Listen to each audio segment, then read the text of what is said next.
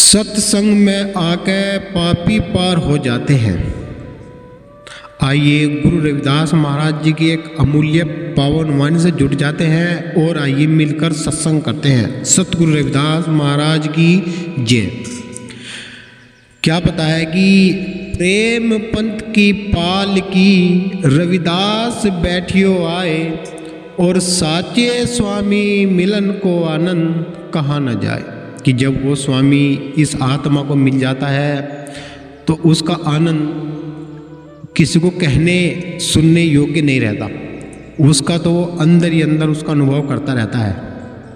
आइए जुड़ जाते हैं कि यदि आप हमारे चैनल पर नए हैं तो सब्सक्राइबर और एक लाइक जरूर कर देना और एक कमेंट करना कि सत्संग में आकर पापी पार हो जाते हैं। क्या पता है पहली कली के द्वारा वाल्मीकि बुरे कर्म करते थे, लूट लूट धन खाते थे।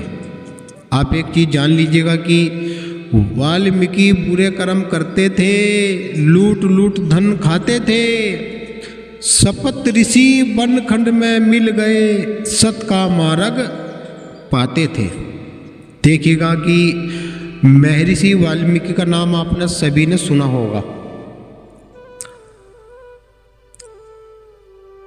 और कुछ लोग इस चीज को जानते हैं कि जो महर्षि वाल्मीकि के जो गुरु हैं वे महात्मा गौतम बुद्ध को बताया गया है, लेकिन ये सत्य नहीं है। सत्य यह है कि सपत ऋषि इनके गुरु हुए हैं वाल्मीकि जी के।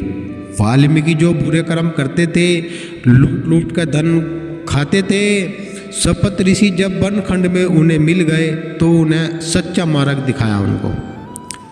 तो ऐसे सतगुरु जो पूर्ण है वे ही इस जीव को पार कर सकते हैं और उसके पाप मिटा सकते हैं। तो जैसे महाभारत के अंदर आपने द्रौपदी का नाम सुना होगा।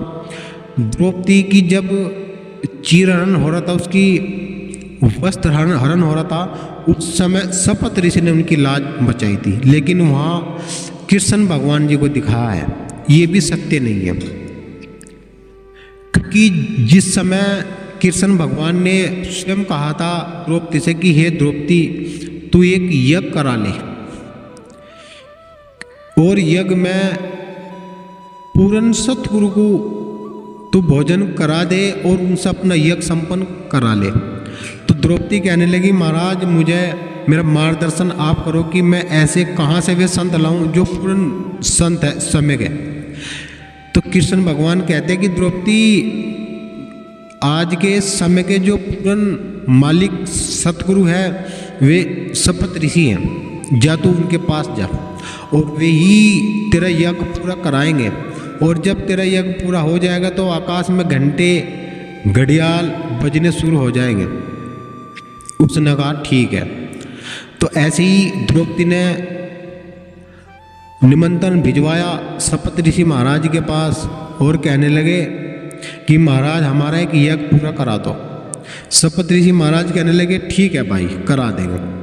तो जैसे ही सपत ऋषि उनके पास जाते हैं तो द्रौपदी ने स्वयं अपने हाथों से ही नाना प्रकार के भोजन उसने व्यंजन बनाए और व्यंजन बनाने के उपरांत में बड़े थाल में सजा दिया और महाराज जी को भोग लगवा रहे हैं सपत ऋषि जी को। सपत ऋषि ने सारा भोजन एक जगह मिलाकर उसको खाने लगे तो द्रौपदी के मन में घृणा पैदा हो गई।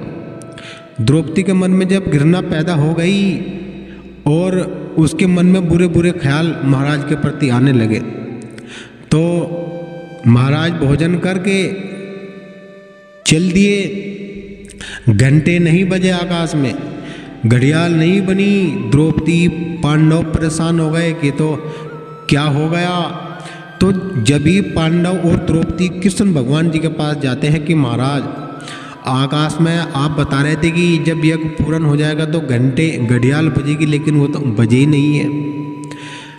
कृष्ण भगवान मुस्कुराते हुए कहने लगे द्रौपदी से कि हे द्रौपदी मैंने तुझको कहा था कि स्वभाव से शुद्ध भाव से तू महाराज जी को भोजन कराना। वे पूर्ण सतगुरु है।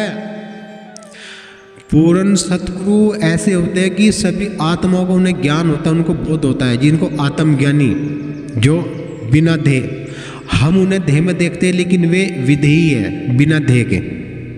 आज भी ऐसे ही है वे, और हमेशा युगों युगों तक भी वे ऐसे ही रहेंगे, जन्म मरण से अलग है वे। कृष्ण भगवान कहने लगे, यो तूने गलती करी, तेरे मन में महाराज के प्रति इस तरह की घृणा पैदा हुई तो घंटे तेरे अंदर कहाँ बजेंगे। द्रौपदी कहने लगी, महाराज अब क्या होगा। कहने लगे, कृष्ण भगवान कहने लगे कि जा फिर दोबारे से, और दोबारे से फिर महाराज को निमंत्रण देगा और दोबारा यज्ञ कराना, लेकिन शुद्ध भाव होना चाहिए। आपके मन की वृत्तियाँ यदि आपकी सही है तो आपके कार्य संपन्न होंगे। तभी भीम, तो आपने सुना ही होगा कि इतना बलशाली था, तो भीम कहने लगा कि महाराज को तो मैं उठा कर ले आऊँगा। तो जैसे ही वो महाराज को के पास जाते हैं तो भीम को अपनी बल पर बहुत अहंकार था, तो उसका अहंकार भी तोड़ा।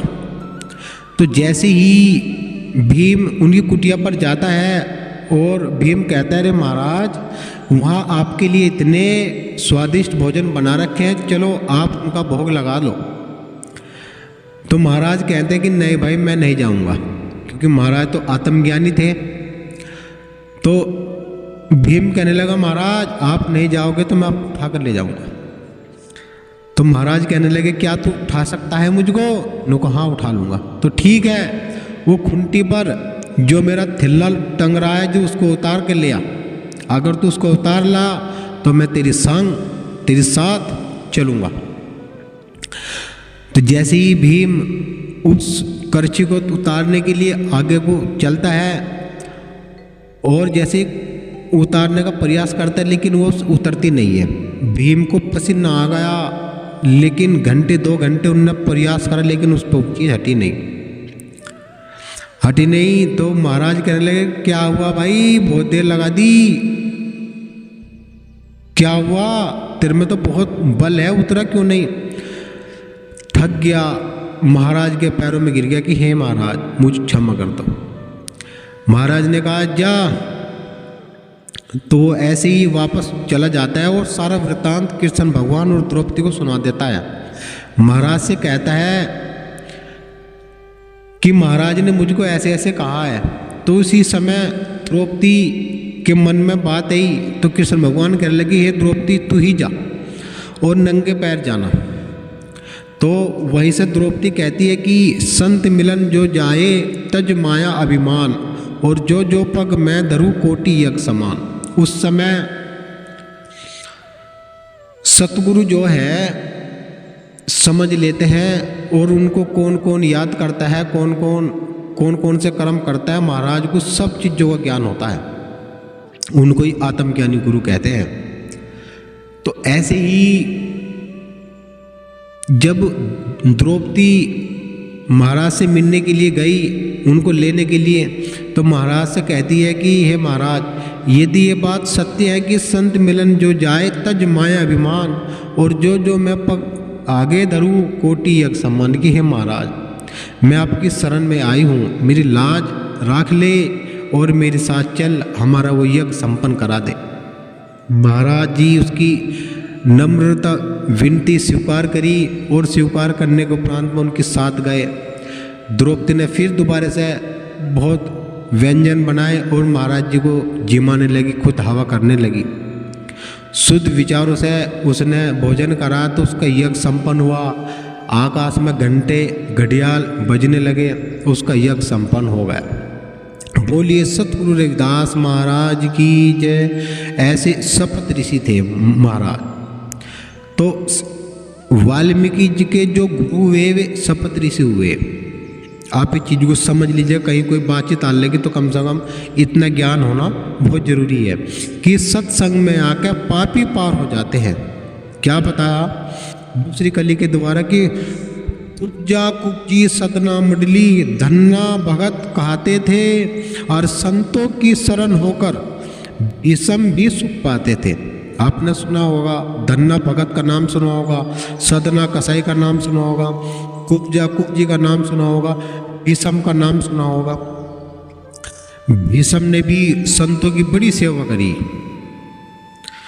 तो क्या बताया कि संतों की जो शरण आ जाते हैं उनका इस संसार में नाम हो जाता है। तो क्या बताया कि सत्संग में आकर पापी पार हो जाते हैं। तीसरी कली के द्वारा क्या बता रहे हैं कि जैसे निज्जू घिसे पत्थर पे ऐसे पाप कट जाते, कि जैसे निज्जू घिसे पत्थर पे ऐसे पाप कट जाते, और काट के संग लोहा लाग के जल के बीच तिराते।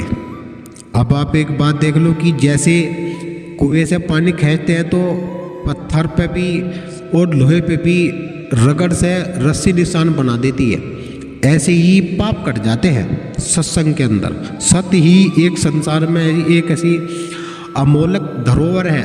सतगुरु की शरण ही एक ऐसी अमोलक धरोहर है कि जब हम महाराज के समक्ष जाते हैं तो वो चुंबक हमें खींच लेती है। तो जैसे लोहा बिगड़ा हो, खराब हो, टूटा हो, फुट्टा हो, चुंबक सबको खींच लेती है।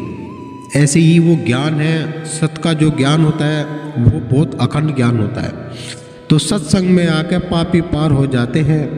क्या बताया है कि चौथी कली के द्वारा क्या बताया है कि नामदेव छिंपी भिकम चंद माली कालू कहार कहाते, अजा मेल सुत हेत पुकारे वे बैकुंठ को जाते।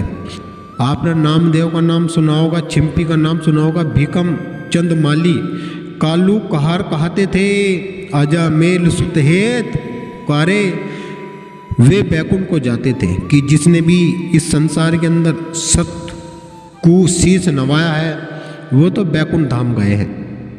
कि सत्संग में आकर पापी पार हो जाते हैं। पांचवी कली के द्वारा क्या बता रहे हैं, लोहे से कंचन बन जाता पारस संग मिलाते, कह रविदास सुनो भाई साधु जो सतगुरु की शरण आते थे। क्या बताया कि लोहे से कंचन बन जाता है, कि जिस प्रकार लोहा आपने देखा हो लोहे से कंचन बन जाता है और पारस संग मिलाते हैं महाराज, सतगुरु मिला देते हैं। सतगुरु ही इस जीव को पार कर देते हैं। लोहे से कंचन बन जाता पारस संग मिलाते, कह रविदास सुनो भाई साधु जो सतगुरु की शरण आते हैं। कि सत्संग में आकर पापी पार हो जाते हैं। कि इस संसार के अंदर अपना कोई है ही नहीं, एक मालिक परमात्मा ही अपना है, सगा है, अन्य तो कोई है ही नहीं। सब रिश्ते छूट जाने वाले हैं। अंत में जब खाली हो जाएगा फिर उसकी फिक्र वो करेगा, लेकिन कुछ होगा नहीं, क्योंकि हाथ में कुछ होगा नहीं। जब तेरे पास कुछ था, जब तूने कुछ समझा नहीं, अब तेरे पास कुछ नहीं है, तू समझ रहा है बंदे कि सत्संग में आके पापी पार हो जाते हैं। यदि आप हमारे चैनल पर नए हैं तो सब्सक्राइब करना ना भूले, एक लाइक जाते जाते करना ना भूले। बोलिए सतगुरु रविदास महाराज की जय।